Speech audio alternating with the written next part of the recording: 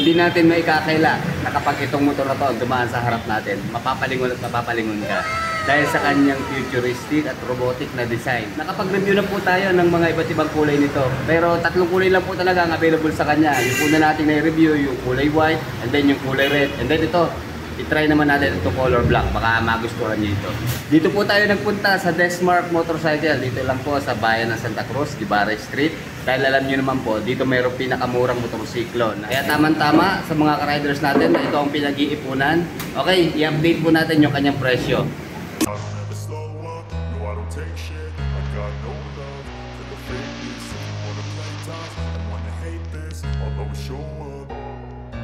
I don't ever slow up, no I don't take shit. I got no love for the fakeness. If you wanna play tough and wanna hate this, I'll always show up and make a statement. I don't ever slow up, no I don't take shit. I got no love for the fakeness. If you wanna play tough and wanna hate this, I'll always show up and make a statement. Everything I do so instinctive and so passionate. Every word I move so descriptive like an adjective. I got a vendetta against people who patented being negative when you should be getting after it. I got facts over tracks, this and that. Spitting slow, spitting fast. I could roast, I could gas. Think I'm okay at last, but I don't know if that can erase all the past. And the pettiness, a reflection of the emptiness. Hilarious, you think you're worth my time, you're delirious. Mysterious, because you hide behind a fake exterior. Inferior, you know I'll always be a bit superior. Get off of me, this ain't no humble brag. I want you to hear words, you can say them back. I want you to feel free from the chains at last, and to believe in what you got, it was built to last, yeah. Now that I've been put through hell, I never got anyone's help. I had to do it all myself.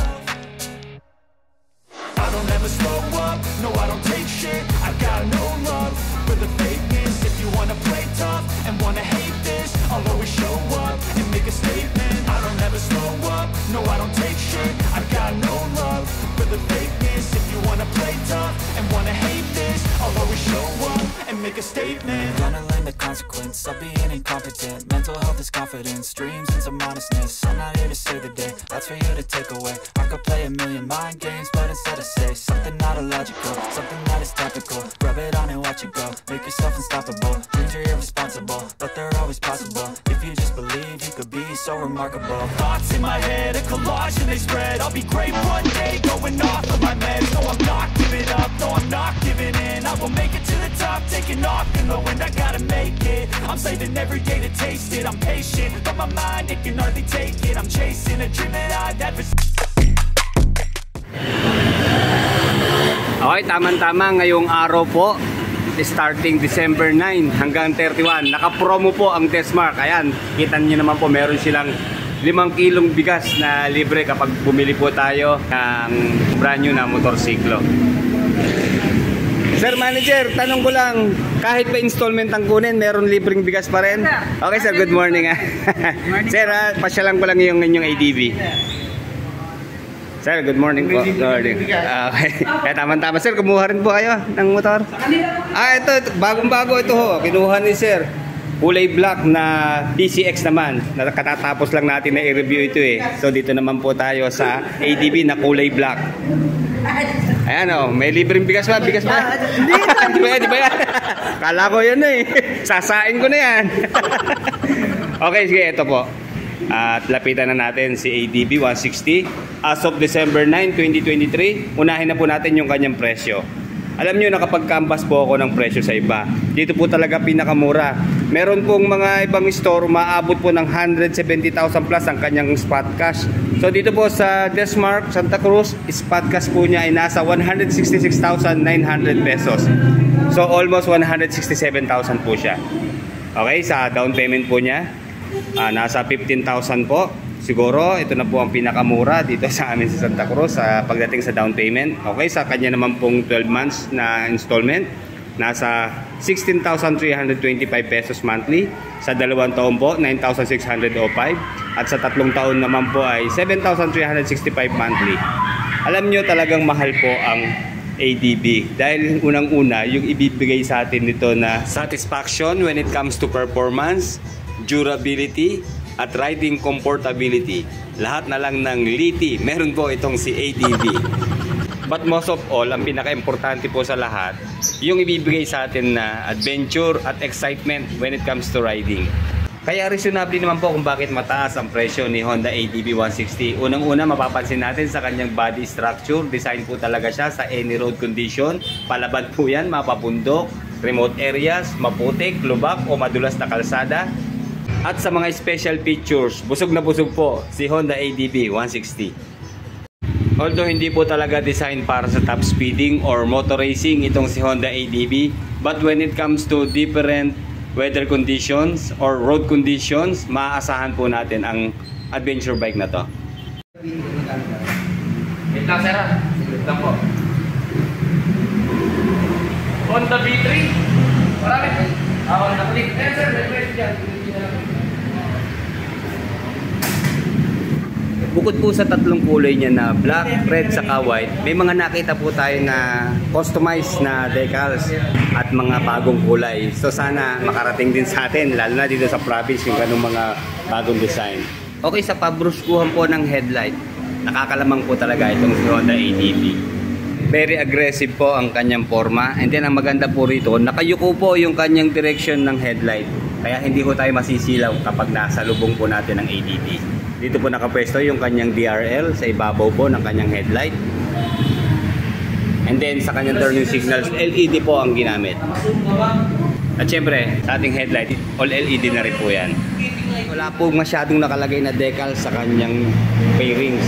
Kadalasan po yung kanyang mga specs lang at saka emblem. Okay, unahin po natin dito sa kanyang unang specs. Naka-display po dito sa kanyang front yung Honda Selectable Torque Control o yung HSTC. And then naka-mark po dito yung ADV. And then dito po sa side yung kanya namang brand name na Honda. Naka-chrome po na sticker. And then dito po sa kanyang front fender, ABS po siya. Pero ang ABS po niya ay sa rear lang. Wala po siyang ABS dito sa front. Speed sensor lang po ito nakalagay dito sa kanyang front disc. Okay, dito naman po yung kanyang emblem na model name. And then displacement, ADV 160 na kulay gold po. Yung kanya naman uling brand name. Sa ibabaw po ng kanyang taillight, Honda. And then all LED rin po sa kanyang taillight, stoplight, and turning signals. May sukat po na 130 by 70 by 13 dito po sa kanyang rear tire. And then of course, tubeless na po ang federal tire na to. Okay, obviously, pang off-road po talaga ang kanyang gulong. Kaya tamang-tama po yung kanyang taba at yung kanyang kapal. Talagang pangmatagalan na po yung gantong klaseng gulong. Okay, pagdating naman po sa kanyang mag wheels, kulay bronze po siya, and then made of alloy po yung kanyang mag wheels. Sa kanya naman pong rear suspension, bali dual shock absorber na po siya, na meron pong sub tank. Okay, ayan po ang kanyang brand, Showa. Single disc naman po dito sa kanyang rear brake, and then nandito po sa likod yung kanyang ABS, and then single piston caliper. And then ang pinaka nagustuhan ko po sa lahat, itong kanyang muffler. Yan, laki po ng kanyang size. Sulit po tayo sa kanyang mga heat guard. Kompleto po mula dito sa tip, pero plastic lang po yung ginamit. Hanggang dito po sa gitna, itong color gray. Okay, metal po itong nasa gitna. And then dito naman po yung kanyang extension, bali plastic naman po ang kanyang heat guard. Sa front tire may sukat po na 110 by 70 by 14 single disc na meron pong speed sensor, and then dual piston caliper at saka telescopic fork na front suspension. Mas mahaba na rin po yung kanyang stock na windshield dahil dun po sa version 1 nito, yung 150cc, medyo maigsi po yun eh. So dito adjustable pa rin po siya dahil plastic lang naman po yung kanyang bracket. Okay, ito po yung kanyang pihitan magkabila. Kung halimbawa gusto niyo po siyang itaas ng mga siguro mga 2 inches na taas, may adjust pa po natin siya. And then pure digital na po ang kanyang instrument panel. And then ito ho, meron siyang joystick dito pag mag-a-adjust po tayo ng mga ilang indicators natin. Dito lang po natin pipihitin. Okay, mahaba po yung kanyang naked handlebar na kulay bronze. And then sa kanya naman po switches and button. Ito po yung kanyang high beam, low beam, horn, turning signals left and right. And then dito po sa kabila, meron po siyang idling stop. And then yung kanyang pong hazard. And then push button electric starter.